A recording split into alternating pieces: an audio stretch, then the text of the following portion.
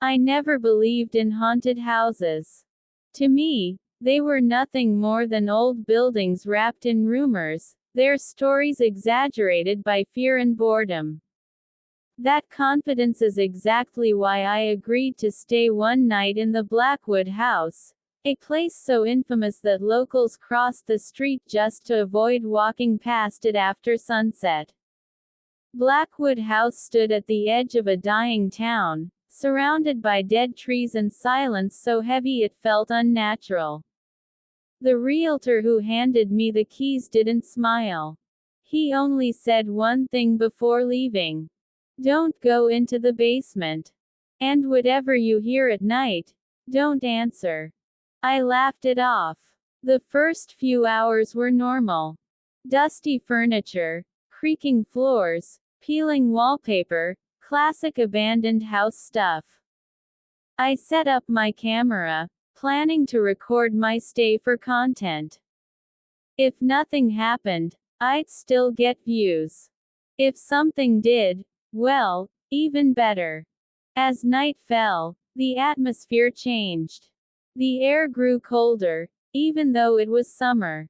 My breath became visible. The lights flickered once, twice, then stabilized. I told myself it was faulty wiring. Old houses do that. At exactly 11:47 p.m., I heard the first sound. Footsteps. Slow. Heavy. Coming from upstairs. I froze. I was alone. At least, I thought I was. I called out, "Hello." My voice echoed back to me, hollow and weak.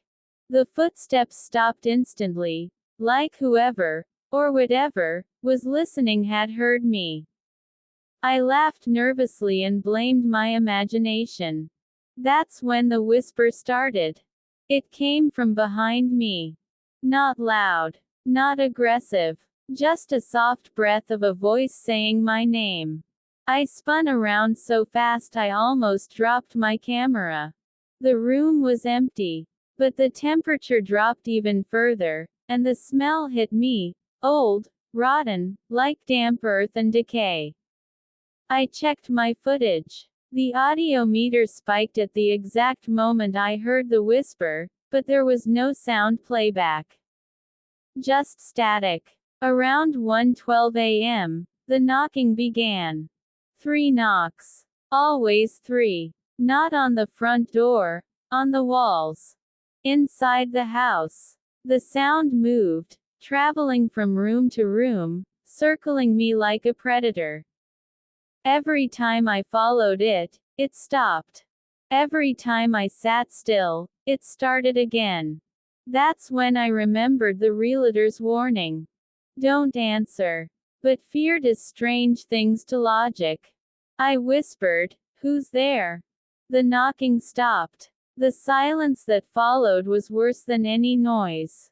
My ears rang. My chest felt tight, like the air itself was pressing against me. Then a door slammed upstairs. Hard. I didn't want to go up there.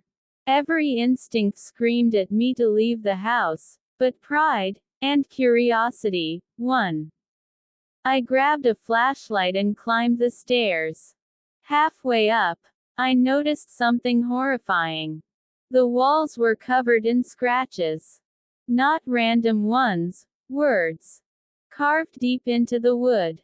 "Don't stay. It watches." We never left. My flashlight flickered, and for a split second, I saw handprints appearing on the walls, wet, dark, as if pressed from the inside.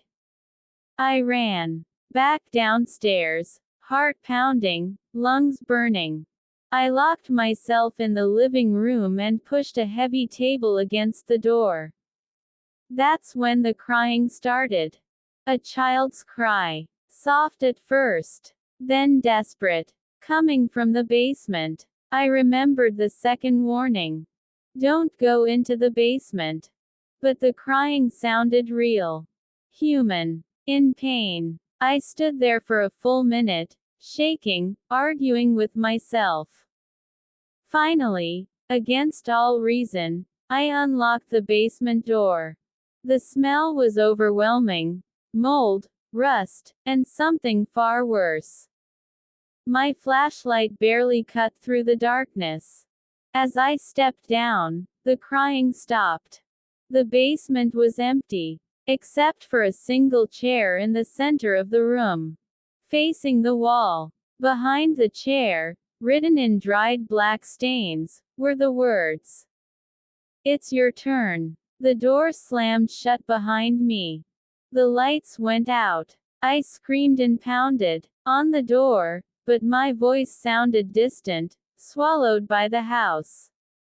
Then I felt it, breathing on my neck. Cold fingers brushed my shoulder.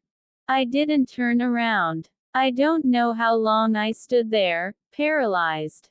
Seconds, minutes, hours. Time felt meaningless. Suddenly, everything went silent again. The door creaked open on its own. I ran. I didn't stop running until I saw the sunrise. I never looked back. When I reviewed the footage later, most of it was corrupted. But one clip survived, the basement recording. In it, you can see me standing alone, talking to someone who isn't there. And just before the video cuts out, a voice whispers clearly into the microphone. "You left, but you're still ours." Since that night, strange things have followed me. Scratches on my walls. Knocking at exactly 11:47 p.m. My name whispered when I'm alone. I didn't stay in the haunted house long. But something from that house stayed with me. And I don't think it ever plans to leave.